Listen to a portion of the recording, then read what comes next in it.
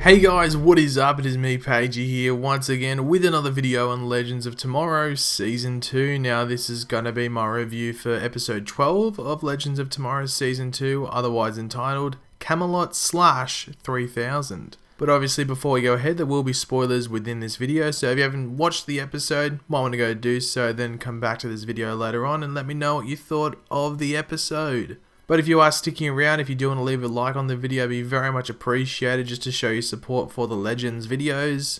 Also make sure to let me know in the comment section down below what your favourite part of the episode was. A lot of crazy stuff happened, so I'm assuming there will be a few different answers. And of course, if you are new to the channel, make sure to subscribe.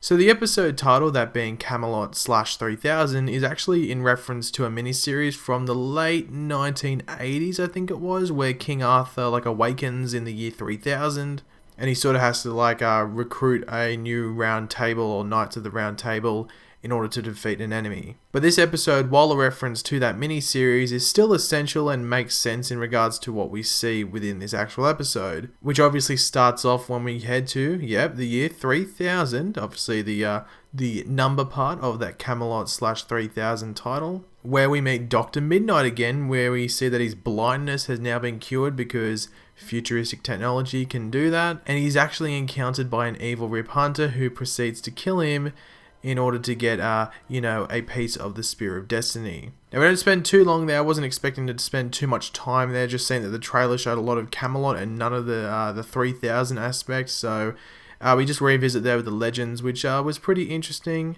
But obviously the main part of this episode was heading to the times of Camelot, that being around 500 AD or medieval England. Now, it was really cool seeing Nate and Ray going all nerdy for different reasons. Obviously, Nate was going all nerdy because, I'm in this time period, I'm actually experiencing something that I studied a lot. And Ray is going all nerdy because, well, it's Camelot. It's something that he loves. Now, was I the only one when they said Merlin thinking, oh god, it's going to be Malcolm Merlin, that's, the Merlin of this Camelot time, but it's actually revealed as Stargirl. Now, she was the one who made Camelot a reality because it is just, originally it was just fiction. So she's made it, when she's come here, she's made it like this, like the story. But she was placed here with one of the 4 spear pieces. Now, they didn't reveal who the other third member was. It's Dr. Midnight, Stargirl, and obviously Rip Hunter had a piece. They didn't reveal who that third other member of the JSA was. Now, I'm assuming it's Commander Steele, who is Nate's grandfather. Now, they didn't reveal that, but I'm assuming that's what it's going to be. I'd be very surprised if that wasn't the case. But yeah, I'm assuming that will be later down the track when they finally need to get that last spear piece.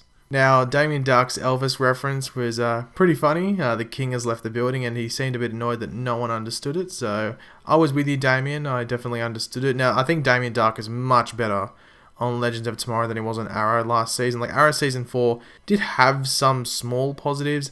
Damien Darhk could have been cool, but he was just introduced way too early on that show and he just got sort of bored of him. But on Legends, he's used in a very correct manner and I'm very much enjoying his presence on this show. Now, obviously, we saw Rip using the tech that Dr. Midnight had to control King Arthur, among others, which was a pretty smart move by Rip, which obviously led to King Arthur actually killing Sir Galahad, which was pretty brutal. But it was set up pretty early, that Stein had a piece of this tech as well, and eventually it'd have to be him that sort of ruined this connection between Rip and the other members of, King Arthur's army. Now, I thought it was actually pretty smart that the piece of the Spear of Destiny was within Excalibur. Was it Excalibur? I know it's a sword and the stone, but there was some discussion when I talked about it on my trailer breakdown, where in some stories Excalibur is the sword and the stone, and in other stories Excalibur is a separate entity. But I'm assuming, I'm just going to call it Excalibur because it just sounds cooler. But yeah, it was pretty obvious, but not obvious at the same time, so it was pretty cool that they involved that in this episode. Speaking of swords, it was pretty funny seeing Ray create his own saber of light, if you want to call it that, or maybe a lightsaber. I like how they said, oh no, we can't use that for copyright, because there'd actually be people that would be going on about that, like, oh, they can't use that, that's copyrighted material. So I thought it was funny that they did bring that up. I love how the tables turned with the whole Professor Stein, Mick or Heatwave situation, where Stein was trying to control Heatwave, but it actually ended up with Heatwave controlling Stein. So how good, and it led with Heatwave actually saving the day. Now, the battle scene in this episode was pretty sick. I was actually very much impressed with it.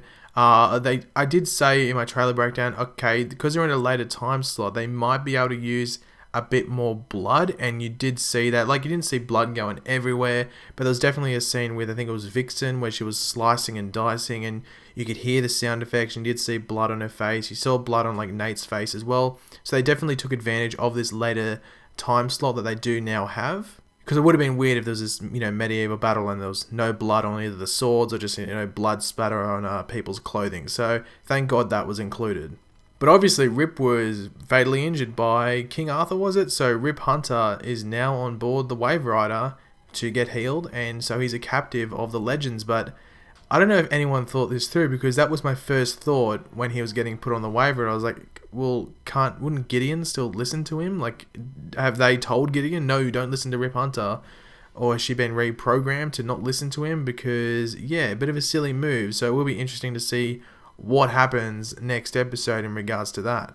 Now, obviously we had that Damien Dark versus Ray Palmer fight. Now, was I the only one surprised that Damien didn't finish Ray off? Is there a reason for that? Did he think that Ray was dead?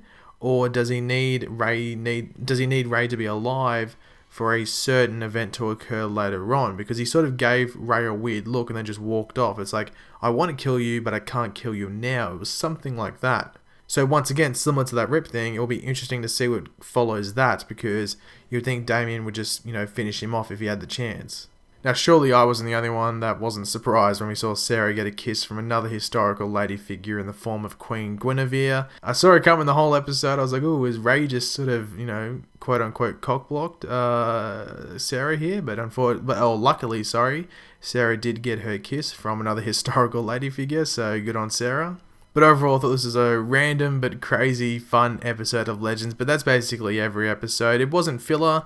Some might argue it's filler. I don't know why you would, because it added to the story of the season as a whole. Massive Spear of Destiny reveals where we know that there's one more piece scattered throughout time. Rip had a piece, Stargirl had a piece, Dr. Midnight had a piece, and there's that third piece, as I said earlier, who I'm assuming is in the possession of Commander Steel or Nate's grandfather. Where he is will be interesting. It would not surprise me in the slightest if it's actually in present day, like 2017 or maybe 2016 if they decide to go with that. But I am very much looking forward to seeing where that goes, as well as what Rip Hunter does now that he's on the Wave Rider and he knows that Gideon is still somewhat under his command. So evil Rip with a machine like Gideon, that's going to be interesting to see. But yeah, let me know what you thought of this episode in the comments section down below. I'm very much intrigued to see what everyone has to think about this episode. If you did enjoy the video as well as the episode as well, it'd be very much appreciated if you could drop a like on the video just to show your support. And of course, if you are new to the channel, make sure to subscribe. I will have my trailer breakdown out for the next episode after all my Arrow stuff, so that's usually how I do it now, and it seems to work. It's a good schedule to follow, so that's when it will be out, so keep your eyes out for that. But until next time, guys, I'll catch you later. Goodbye.